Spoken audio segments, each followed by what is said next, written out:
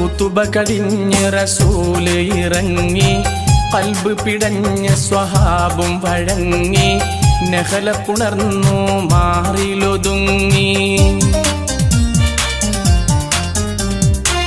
ഖുതുബ കഴിഞ്ഞ് റസൂല് ഇറങ്ങി, ഖൽബ് പിടഞ്ഞ സ്വഹാബും വഴങ്ങി, നഹല പുണർന്നു മാറിലൊതുങ്ങി. ശറഫുറ്റൂർ മരത്തിന്റെ തടിമറിയിലമർത്തി വെച്ചേ, സ്വകാര്യമായി പറഞ്ഞതിൻ കരച്ചിലും അടക്കി വെച്ചേ. ശറഫുറ്റൂർ മരത്തിന്റെ തടിമറിയിലമർത്തി വെച്ചേ, സ്വകാര്യമായി പറഞ്ഞതിൻ കരച്ചിലും അടക്കി വെച്ചേ. ഒരു നാളിൽ മദീന